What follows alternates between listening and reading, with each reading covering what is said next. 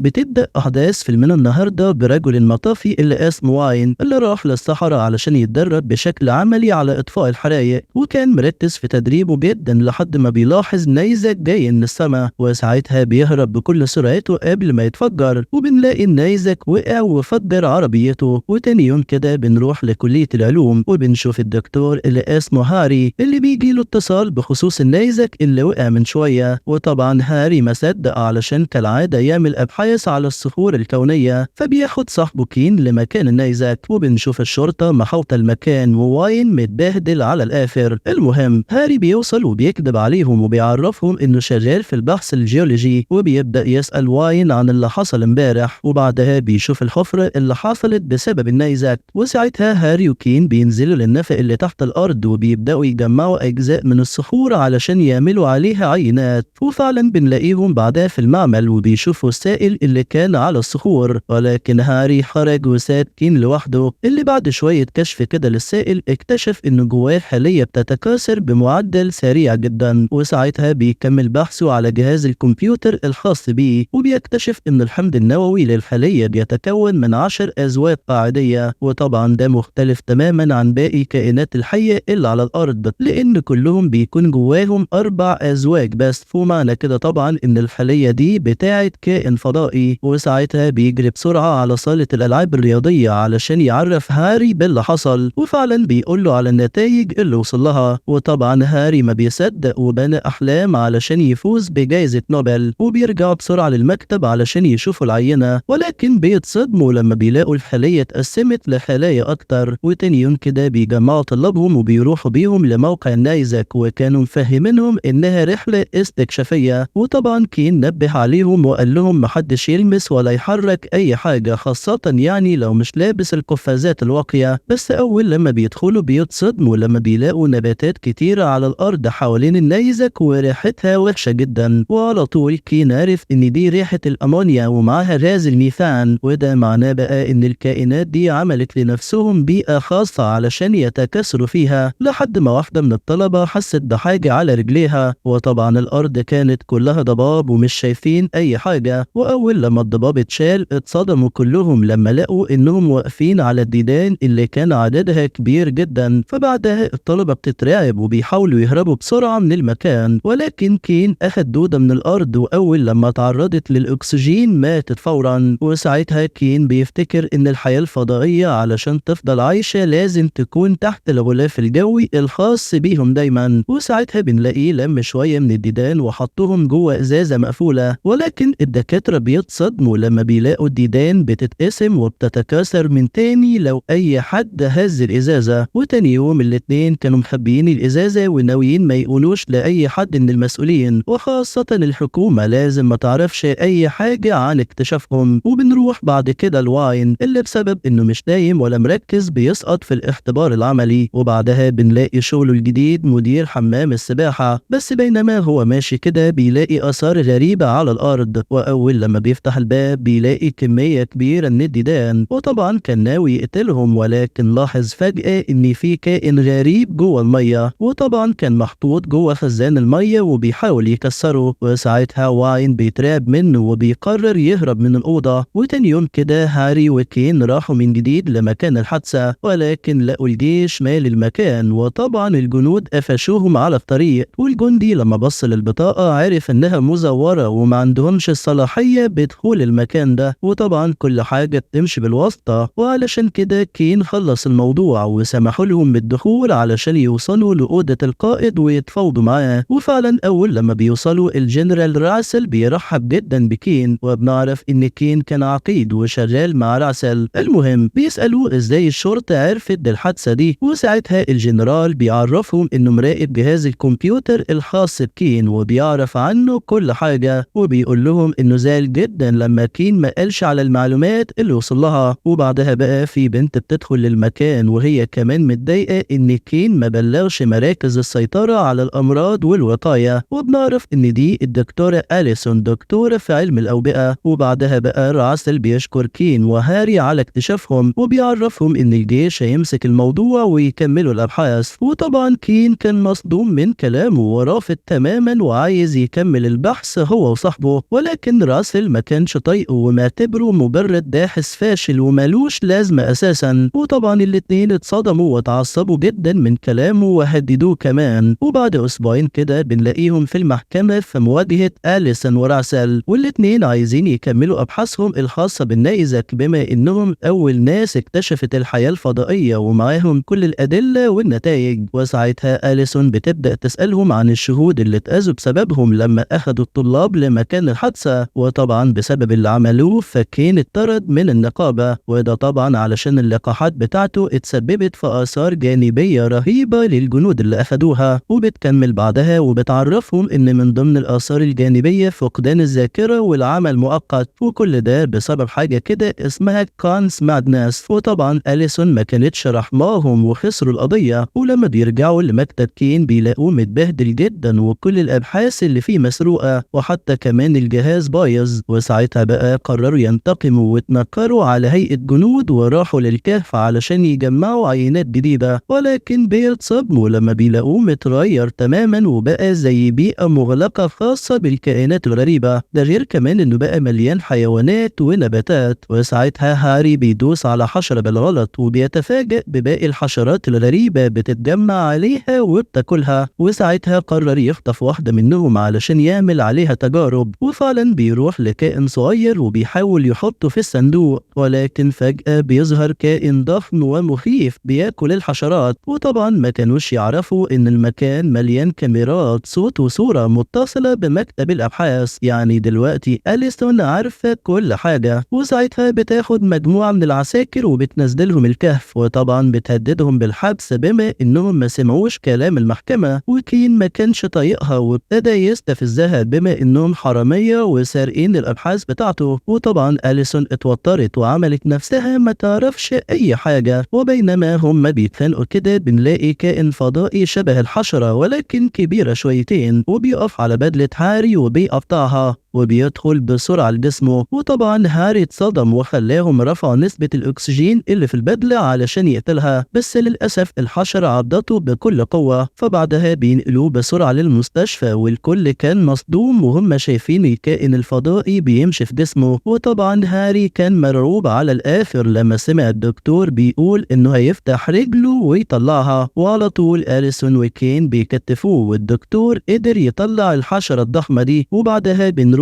لواين اللي كان شغال جرسون في النادي وما كانش طايق المدير بتاعه اللي قرر يطلع يقعد في الجنينة مع مراته. المهم الإزازة بتقع على رجله وبيضطر يروح يغسل إيده في البحر، ولكن بيتصدم لما بيلاقي وحش غريب ظهر وبيتضح إنه تمساح ضخم نط عليه وسحبه ناحية البحر. ووقتها مراته بتروح بسرعة للحفلة وبتعرف الباقيين باللي حصل. وتاني يوم كده كين وهاري بيروحوا للمكتب بتاعهم، ولكن بيلاقوا واين مستنيهم ومعاه شوال كبير كده. المهم بيدخلوا للمكتب وبيتضح انه جايب لهم التمساح اللي كان زي الكائن الفضائي، وعرفهم ان المخلوق الغريب ده قتل مدير النادي اللي شغال فيه. وطبعا الناس اتلمت عليه علشان يقتلوه، بس اول لما بيقع في فخ رملي بيتخنق وبيموت لوحده. وبنروح بعدها لمكان تاني في مجموعة ستات كده بيتصدموا لما بيلاقوا كائن شبه الضفدع خارج من الحمام، واول لما بيفتح بقه بيتصدموا لما بيلاقوا لسانه على شكل تعبان مرعب بيعض ايد الست اللي قدامه. ووقتها واحدة منهم بتتصل بسرعة بالشرطة والتانية بتجيب المسدس علشان تقتله، بس قبل ما تضرب عليه نار بتلاقيه مات مخنوق لوحده بسبب نقص الأكسجين في المكان. وبعدها بنشوف كين اللي قابل أليسون وبيحاول يقنعها بخطورة الموضوع، وبيقول لها كمان إن الكائنات ابتدت تنتشر وتتعايش مع الغلاف الجوي للأرض، ولازم دلوقتي يقتلوا كل الكائنات الفضائية اللي في الكهف قبل ما تنتشر في المكان كله. وساعتها أليسون بتتقبل كلامه وبتوعده إنها هتحاول تقنع الإمبراطور بكلامه ده. وبعدها بقى بيقابل صحابه وبيعرفهم إنه قدر يقنع أليسون وهتتكلم مع الجنرال، بس طبعا واين ما كانش فاهم أي حاجة من الليلة دي، فبيسألهم إن كان اللي بيحصل ده هجوم فضائي، ولكن الاتنين ما يعرفوش يردوا على سؤاله لحد ما بينتشر خبر في الراديو عن اللي حصل للستات. وإنهم لقوا ضفدع غريب في بيتهم، وساعتها التلاتة بيعرفوا العنوان وبيروحوا بسرعة لمكان الحادثة، وبعدها بيقنعوا الضابط إنهم هيقدروا يساعدوه في اللي حصل علشان عارفين الليلة من أولها، وفعلا بيدخلوا معاه وواين فضل بره. وساعتها الضابط بياخدهم لمكان الحادثة وبيحاولوا يعرفوا الكائن طلع منين، وبعد بحث طويل لقوا حفر وعرفوا إنه طلع من تحت الأرض. وساعتها واين بيدخل بسرعة وبياخدهم لمكان جنب البيت مليان كائنات فضائية شبه ميتة زي التنانين. ووقتها الدكاترة بيحاولوا يفحصوا الكائنات الفضائية، وكين لاحظ إنهم بيتنفسوا زي ما يكونوا كده بيعلموا نفسهم إزاي يتعايشوا على الأرض. وهاري فضل يفكر في الموضوع وعرف إن الكائنات الحية بتيجي من الكهف علشان هو أساس الليلة دي كلها، خاصة إنه بقى زي مستوطنة للكائنات بيتكاثروا فيه بعدد كبير جدا. وطبعا الكهف ليه مخارج كتيرة للمدينة فأكيد بيطلعوا منها، فقرروا يستخدموا واحد من المخارج دي ويدخلوا للكهف لحد ما بيلاحظوا واحد من التنانين بيقوم وبيخرج حاجة غريبة من بقه. وبعدها عرفوا إن التنين ولد كائن جديد وبعدها وقع تاني على الأرض، بس التنين الجديد كان قادر يتنفس بشكل كويس، وطبعا قدر يتعايش مع الغلاف الجوي للأرض وكمان بيطير للسما وبيسيبهم. وبكده بقى التلاتة عرفوا إنهم في مشكلة كبيرة، خاصة لما التنين بيقع على مول تجاري. وساعتها التلاتة بيوصلوا للمكان وبيكون معاهم أسلحة، ولكن اتصدموا لما لقوا التنين بيطير في المكان وخطف واحد من العمال وطار بيه للدور التاني. وساعتها كين بيجري وراه بسرعة هو وأصحابه، ولكن واين ساب الكوكب يولع ووقف يغني في الميكروفون، والواضح كده إنه صوته عصب التنين اللي قرر يرجع له. بس هاري استنى اللحظة المناسبة وسحب منه العامل، وكين هو كمان بيضرب عليه نار وبيقدر يقتله. وبعدها بقى بيبدأوا فحص الجثة لحد ما فجأة التنين بيتحرك تاني، ولكن التلاتة بيضربوا عليه نار بسرعة. وطبعا الحوارات اللي حصلت انتشرت في كل مكان والصحافة اتكلمت عن اللي بيحصل، لحد ما الأخبار بتوصل للقائد لويس اللي بيجمع الشرطة وبيكون عايز تفسير منطقي للي بيحصل من الجنرال اللي بيراد التهمة وبيلزقها في كين وهاري، وبيتهمهم وبيقول إنه من ساعة ما دخلوا للكهف والمصايب دي بتحصل. ولما أليسون بتحاول تدافع عنهم راسل بيتجاهل كلامها. وفي اللحظة دي بقى التلاتة بيوصلوا للمكان، وطبعا فضلوا يستفزوا في راسل لحد ما لويس وقفهم وعرفهم إنه مش مهتم أصلا بمين السبب في ده، ولكن هو عايز يوقف الليلة دي قبل ما الكائنات تدمر المدينة، وعرفهم إن الموضوع خطير جدا ومش هينفع الاستهتار ده. فوقتها بقى راسل بيعرفوا إنه بالفعل عمل خطة علشان يخلصوا من الكائنات دول، وبيبدأ يقول له إنهم في الأول لازم يحلوا المدينة تماما من السكان، وبعدها بقى هيستخدموا النعبم، وده سلاح حربي متخصص في حرق الكائنات الحية. وبعد كده هيدخلوا الكهف وهيحرقوا كل الكائنات اللي فيه بكل سهولة. بس بعدها بيعرفوا إن الوضع في الكهف بقى خطير لدرجة إن في كائن كسر الكاميرا اللي في الكهف، وساعتها بيشوفوا الكاميرا التانية وبيلاقوا واحد من الكائنات المرعبة اللي بيدمر كل الكاميرات. ووقتها الشرطة بتستعد فورا علشان يحموا الحاكم ويقتلوا كل الفضائيين. وبعدها بيظهر الكائن الفضائي اللي على شكل قرد وبيبدأ يهاجم في الجنود، وطبعا عدد القرود زاد والحراس بيقتلوهم، ولكن ما لاحظوش ان لويس بالفعل في كائن بيهاجمه. وقتها هاري بيحاول يساعده، ولكن جلد الكائن كان صعب جدا يتضرب بالايد. وساعتها واين بيمسك السلاح وبيضرب نار بكل شجاعة وبيقدر يقتل الوحش. وبعد ما سيطروا على الوضع شوية لويس بيوافق على خطة راسل علشان يقتل كل الكائنات الفضائية. وبعدها راسل بيخلي كين وأصحابه يمشوا من المكان، وحتى أليسون بيطردها هي كمان. وساعتها بقى بتقرر تنتقم منه وبتدي لكين شنطة فيها كل ملفاته وأبحاثه اللي سرقوها، وحتى كمان عينات الأبحاث بتديها له. وبعدها بقى عملية الإخلاء بتبدأ والأربعة بيتجمعوا في المعمل وبيحاولوا يوصلوا الحل علشان يقتلوا الكائنات الفضائية. المهم هاري بيولع سيجارة وبيرمي عود الكبريت، وبالغلط كده بيدخل في العينة الخاصة بالنيزك، وفجأة بتولع وبيظهر بعدها خلايا كائن حي ابتدى يكبر ويتكون بشكل مرعب. وساعتها عرفوا انهم لو حرقوا الكهف الموضوع هيكون ابشع والكائنات هتتضخم وتقتل الكل. بس بعدها بيلاقوا الخلية ماتت فورا اول لما تعرضت للاكسجين، ومعنى كده بقى إنها هتموت بالأكسجين مش بالاحتراق. وساعتها أليسون بتتصل براسل علشان توقفه بسرعة قبل ما يستخدم النعبة. أما كين بقى فبيلاحظ الجدول الدوري اللي على ظهر قميص أليسون، وساعتها بيشوف العناصر الضارة للإنسان، وبيستخدم نفس الصيغة الكيميائية وبيشوف إيه الضار للحيوانات. وبما إن الحياة أصلا معتمدة على غاز النيتروجين، فبيتوقع كده إن غاز السيلينيوم ممكن يسمم الكائنات الفضائية. وبنظرة تقريبية كده فممكن 500 قطعة من السيلينيوم تكون كافية لقتل كل الكائنات. وساعتها واين بيقرر يساعدهم وبيقول لهم إنه ممكن يجيب عربية المطافي ويحط فيها الغاز وينشروه بشكل أسرع. وبالنسبة للغاز نفسه فهيلاقوه في شامبو هيد اند شولدرز، بما إنه أساسا مصنوع من كبريتيد السيلينيوم. وفعلا بعدها بيجيبوا كمية كبيرة جدا منه وبيحطوها في عربية المطافي، وبيروحوا بسرعة للكهف وهم بيحاولوا يوصلوا قبل ما راسل ينفذ خطته. وعلى ذكر راسل بقى فكان أساسا جمع جيشه وبيستعد لحرق الكائنات الفضائية، ولكن بيتصدم لما بيلاقي لويس جاي يشوف العملية بنفسه. وبعدها بنشوف أبطالنا اللي قدروا يدخلوا الكهف من الباب الخلفي، وبيخرجوا واين علشان يستعد بخرطوم المطافي. وأثناء ما كانوا بيقربوا ناحية مكان نيزك بيتفاجئوا بوحش قصادهم، وساعتها كين بيكلم واين بسرعة علشان يشغل الخرطوم، ولكن للأسف راسل كان فجر الكهف كله. وطبعا ده كان عكس خطة كين تماما. والنار بتوصل للخلايا الميتة اللي ابتدت تتحول لمخلوقات عملاقة، والشرطة بتتصدم لما بتلاقي فجأة قصادهم كائن عملاق جدا بيخرج من تحت الأرض، وبيبدأ كمان يدمر كل حاجة تقابله. والكائن كان زي أخطبوط ضخم بدرجة مرعبة جدا. وساعتها الجنود بيضربوا عليه نار، ولكن الرصاص ما بيأثرش فيه نهائي وبيبدأ يقتل فيهم، والجنود بتهرب منه بسرعة. والكارثة بقى لما الوحش ابتدى ينقسم لقسمين، وساعتها أبطالنا قرروا يكملوا خطتهم ويجربوا يضربوه بالشامبو. وأول لما بيوصلوا تحت الكائن بالظبط بيلاحظوا إن في خرم كبير في بطنه، وساعتها بيرفعوا سلم العربية وبيبدأ كين وهاري يضربوا عليه الشامبو بكمية كبيرة جدا. بس فجأة الوحش بيخطف هاري جوه معدته، ولكن في آخر لحظة كين قدر يمسكه ويسحبه بسرعة. وبعد ما خلصوا عليه عربية الشامبو ابتدى الكائن يتضخم بشكل أكبر، وفجأة بينفجر بشكل قوي جدا. وبكده قدروا يخلصوا على العملاق بأبسط الطرق. ولويس بيشكرهم، والصحافة كانت مصدومة إنهم قدروا يقتلوا وحش قوي زي ده عن طريق الشامبو بس. وبعد كده بنشوف تكريم هاري وكين اللي اعتبروهم أبطال وقدروا ينقذوا العالم كله من الدمار. ولحد هنا بتنتهي أحداث فيلمنا النهاردة. استنوني بقى في فيديوهات جديدة. سلام.